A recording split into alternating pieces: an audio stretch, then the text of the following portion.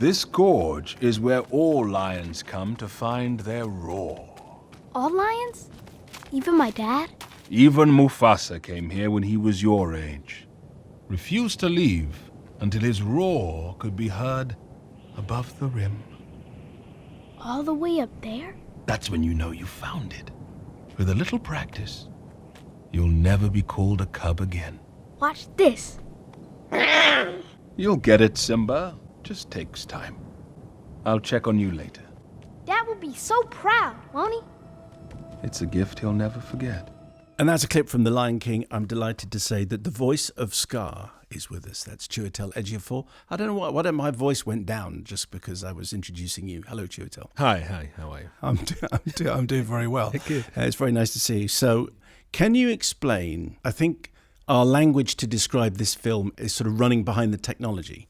What does this film look like? We know The Lion King, we know the story, but when we go and see it, how would you describe it?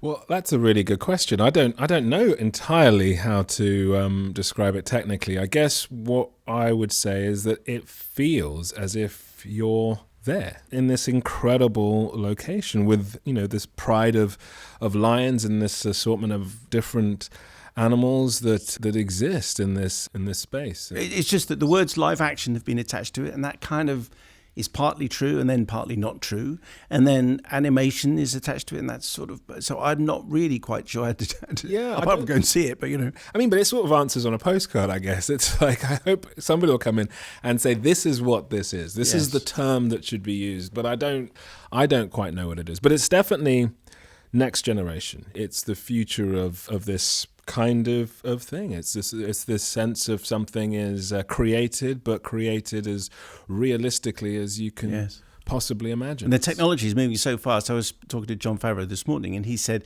the things that they used for the Jungle Book 3 years ago, it's now better and faster and quicker, and they can do so much more, and that's just 2016. Yeah, it's amazing, really. However, here's the reassuring thing. At the heart of it, there's a radio play, and in fact, when John was on the show, he was talking about assembling a voice cast and putting on a radio play.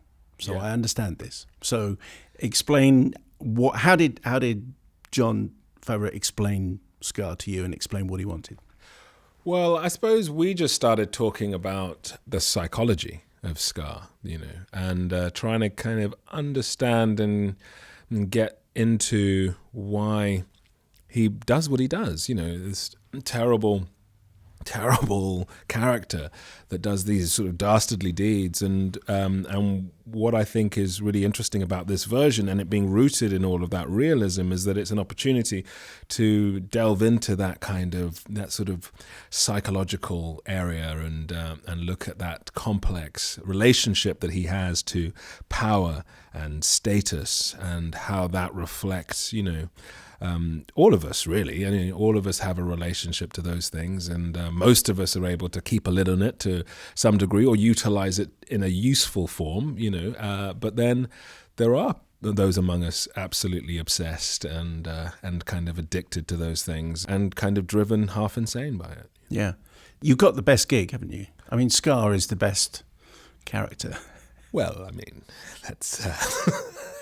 I think it's a great character, yes. Yeah, but it is. I mean, as someone who knows his Shakespeare and has done for a long time, it's Shakespeare in the jungle. Yeah, it's an epic, classic villain. Iconic, and so incredibly rich and detailed, and therefore really staggeringly wonderful to play. Is he mad? No, I don't think he is. I mean, I think he's being driven kind of insane, but it's that same way that one asks, is Macbeth mad?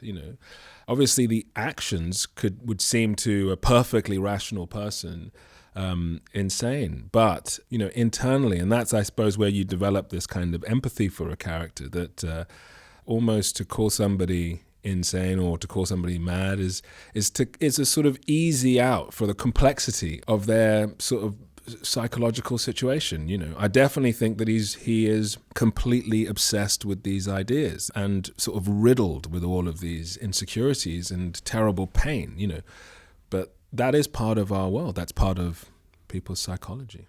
Did you go back and watch the original again, or was that not a good idea? I don't know. No, I didn't specifically go back and watch the original, but that's not to say that I don't, I love the original. So I have a very, very, very developed knowledge of the original. It was on my mind. And obviously Jeremy Irons, did such an incredible job, in the first Lion King, and really created Scar as this extraordinarily iconic character.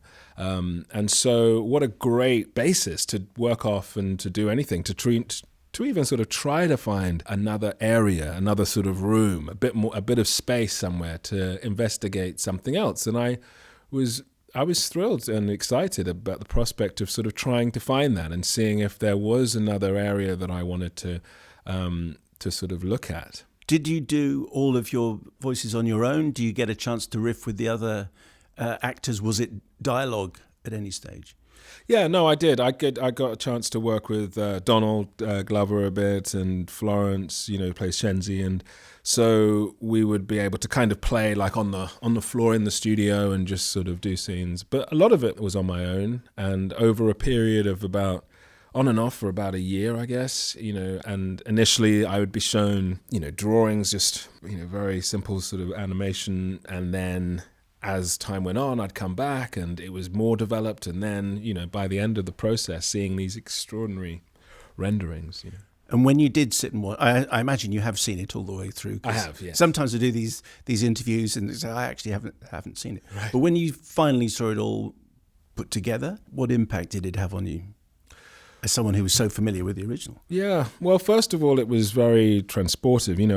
I found myself going back into all of that time, 25 years ago and watching it, for the first time. And then that sense of being hit by how visually striking it is, And then from the first sort of refrain, of just the first bits of the musical score, just being taken to this place, really, and the story begins. And then in the process of watching it, I just found myself really engaging with all of the different themes in the film, in a way that I don't know if I ever have. I found myself really thinking about, I felt very nurtured by it, actually. And I found myself really thinking about that relationship to home, very specifically. All of our relationships, to home, and that idea that all roads lead home potentially in the end, either physically or psychologically, and reconciling oneself with home, with family that you have or family that you choose is such an important part of building character and growing. And so I found myself thinking of myself in terms of the younger side of myself, and I was, I think of myself as like 5 years old when I watched the first one. I wasn't 5 years old, I was 17, but I think of myself in that way, I suppose, because it made me feel like that. It made me feel like I was being told a story like a child, and being nourished by a story in that way. And so I think I returned to some of that feeling when I was watching it. And I think when people go and see it, they will have those dual experiences. They'll remember how they saw it 25 years ago. Now they'll remember it now. And I don't remember thinking, so when it gets to Hakuna Matata, which is of course in, because you cannot not have that song, and the film goes to this place. It's actually, at the time, it's a liberating song, but actually it's a recipe for doing nothing. That's what it is. And if you follow that to its logical conclusion, no change will ever happen, no good will ever happen. And that's in your face, isn't it? Yeah, I mean, I think that, there are elements like that you see and you hear it and you feel it differently. And you hear these moments in a kind of different part of your body and a different part of your mind, And exactly that, Hakuna Matata is something that we all kind of felt at the time was a goal. And something then to aspire to. Yeah, exactly. Like, why not? And now I think we've all changed. This 25 years has been hard on all of us. Yeah. This voice cast is a majority black cast. Which was that something that it just happened, or it was the obvious thing to do? Certainly not true of the original, if I remembered that right. Yeah, I mean, I think that. There was back when it first came out, I remember just being really excited about any content that was coming out of the continent, that was coming out of Africa, that was a story set in Africa, that had any relationship to Africa. There was so little of that around in any kind of scale at all. I remember just in terms of my family and, that everybody was very excited about that. And the first, refrain of the song and the first kind of energy of it sounded so African and Lebo and South Africa, and that music and everything that kind of combined there as a sort of celebration of a continent, a celebration of a place, that outside of that felt like it had always been sort of slightly looked at in a slightly different way and vilified, a little or a lot. And so it was a celebration in that sense. And so as an extension of that, 25 years later, what a great opportunity to have, a diversity of casting, and to have people that are either from or related to in some way the continent and to that experience, that then come in to do the voice casting. Yeah, I think it was important to everybody, for very good reasons, to have a film set in Africa that actually represents diversity. Yeah, and feels African. Yeah. You have recently written and directed your first picture, The Boy Who Harnessed the Wind. Is that something that we're going to see you do? Did that experience make you think never again? Or did it make you think, actually, yes, this is what I'd like to do? I mean, I loved the experience, but it was, it had its challenges, as it should, it was a book that I had fallen in love with 10 years ago. And so the challenge of taking that book, of adapting it, and then making the film in Malawi, and the whole process of that, was had its logistical challenges, had its complications along the way, but was a remarkable thing to do and to be part of, and to pull in the people and the elements that came to the film and worked on the film, was incredible. And I'm sort of deeply proud of that film and everybody's work on it. Yeah, I mean, I was very spoilt by finding something that I loved so deeply, to really dedicate that time and energy to. And so if I am to dive into that again, which I definitely hope to, it would be with something that I equally find, as compelling. Yeah. But the whole process of direction was something that you thought, okay, I can do this. Yeah, I think it's, like I say, it depends on the material, but I feel like if you deeply connect to something, then you can storytell in that way, because you can communicate your emotion about it, which is, I suppose, is the key to it. You can try to get underneath it. One final thing is, listeners always ask us what we think in terms of parental guidance, in terms of Lion King. It's a PG. The original was a U, I think.